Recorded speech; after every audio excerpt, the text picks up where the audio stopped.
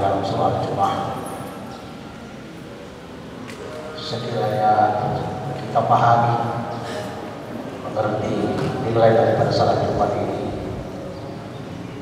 maka tidak akan ada aktivitas lain kecuali mendatangi jamaah Jumat. Ya ayyuhalladzina amanu idza nudiya lis-salati min yaumil jum'ati fas'au ila dzikrillahi wa dzarul bai'a. Dzalikum khairul lakum in kuntum ta'lamun. Meninggalkan segala aktivitas sampai disebutkan kegiatan berbeli, karena biasanya manusia lebih banyak tertarik kepada kegiatan berbeli itu, berdagang. Segera tinggalkan untuk menghadiri salat Jumat, itu lebih baik. Dzalikum khairul lakum in kuntum ta'lamun. Sekiranya kamu mengetahui. Semewah-mewahnya kita di dunia ini, semewah-mewahnya undangan kita di dunia ini, kendaraan terakhir itu adalah kesungan mayat. Semewah-mewahnya tempat kita tinggal di dunia ini,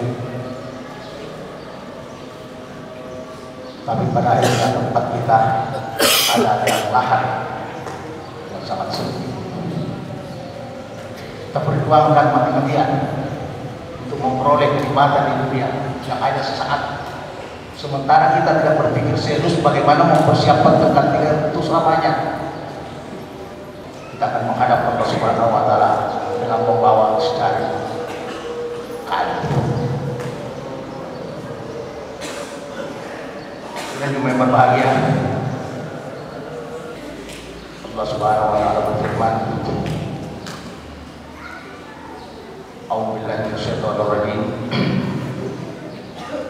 Utlu ma uhiya ilaika wa aqimis shalah inna sholata tanha 'anil fahsya'i wal munkar wa dzikrullahi akbar wallahu ya'lamu ma tasna'un. Utlu ma uhiya ilaika, bacalah kitab Al-Quran yang telah diwahyukan kepadamu. Wa aqimis shalah, dan tegakkanlah, dirikanlah salat. Inna sholata tanha 'anil fahsya'i wal munkar, sebab sesungguhnya salat itu berfungsi mencegah diri kita dari perbuatan fahsya dan munkar.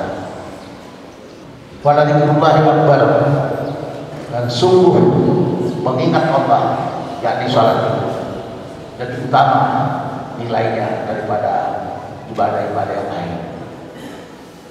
Wallahu ya'lamu ma tasna'un, dan Allah mengetahui apa yang kamu kerjakan. Sidang Jumat yang berbahagia, masalah salat rasanya tidak akan putus-putusnya, bosan-bosannya kita bicarakan. Sesudah kita bersyahadat, sesudah kita memiliki iman, maka ajaran yang sangat fundamental dalam Islam ini adalah masalah salat. Sampai-sampai Allah Subhanahu wa Ta'ala di dalam ayat Al-Quran mengatakan, wa dzikrullahi akbar, dan sungguh salat itu lebih utama daripada ibadah-ibadah yang lain. Itulah sebabnya banyak sekali keterangan-keterangan menyangkut masalah salat. Bagaimana Rasulullah SAW begitu serius memperhatikan umat Islam pada waktu itu tentang salatnya, sampai-sampai Rasulullah SAW bersumpah, walladzi nafsi biyadihi, demi yang jiwaku ada dalam tangannya, saya akan menyuruh orang itu untuk melakukan azan dan menunjuk mereka untuk menggantikan saat saya jadi imam masjid. Kemudian saya akan pergi berkeliling mencari orang-orang yang tidak datang ke masjid, lalu akan saya bakar rumahnya sekalian dengan orangnya. Artinya apa? Begitu pentingnya salat berjamaah itu. Makanya kalau ada kamu seperti ini, kita bikin itu, jangan sampai ada warga yang tidak datang salat berjamaah. Sebab itu penegasan Rasulullah SAW tadi, mau dibakar rumahnya sekalian dengan orangnya. Bayangkan. Makanya menjadi pertanyaan juga, kenapa kok ada yang menganggap sepele salat jamaah? Semangat kita di dalam membangun rumah ibadah itu bisa lagi juga jempol di mana-mana. Jor-joran umat Islam itu membangun rumah ibadah, bertanding megah besar.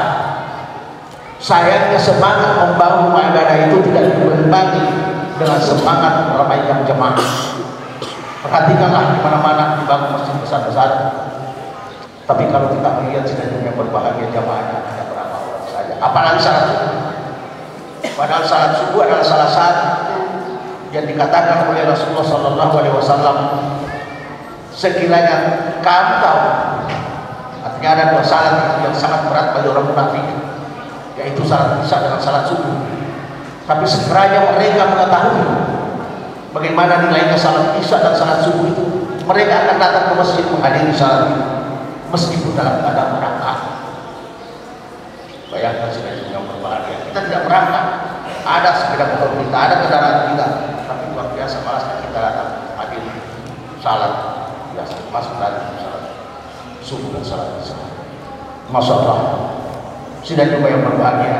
Mari kita selalu mengevaluasi sejauh mana keakraban kita dengan salat, karena salat itu adalah awal pertama ibadah kita yang dinilai oleh Allah Subhanahu wa Ta'ala di hari kiamat nanti.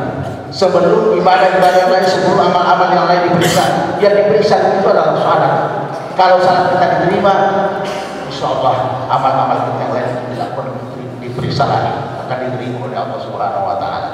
Begitu juga sebaliknya, kalau salat kita ditolak, salat kita tidak diterima, maka ibadah yang lain itu bagaimana pun bagusnya, bagaimana pun banyaknya infak kita, bagaimana pun tiap bulan atau tiap tahun kita naik haji atau umrah, tapi kalau salat itu oleh Allah Subhanahu wa Ta'ala tidak ada artinya, tidak ada artinya ibadah-ibadah yang lain itu.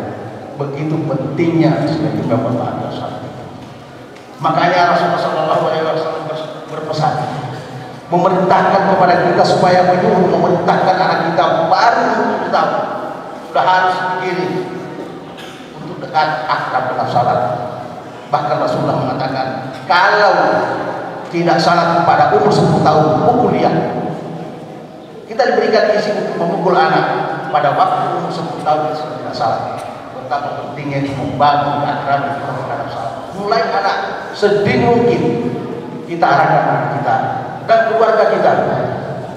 Apalagi sekarang ini sudah cuma berbahagia luar biasa pertarungan kita dengan lingkungan kita. Kita berada di komunitas seperti ini saja ini sudah repot sekali, apalagi kalau sudah lepas dari sini yang bisa kita pantau setiap saat, bisa kita lihat siapa yang tidak datang, anak siapa yang tidak datang, anak yang keberapa tidak datang. Itu luar biasa susahnya, apalagi kalau lepas daripada kita. Itu bisa dibayangkan sudah cuma yang berbahagia. Anak-anak kita sekarang ini betapa pertarungannya dengan lingkungan ini. Oleh sebab itu kita harus berhati-hati. Sebab ini perintah dari Allah Subhanahu wa Ta'ala, qu anfusakum wa ahlikum nara. Pelihara keluarga kita, pelihara anak kita, pelihara istri kita, dan siapa yang ada dalam tanggungan kita itu kita harus pelihara. Bayangkan, sebutkan oleh Allah Subhanahu wa Ta'ala dari ancaman neraka.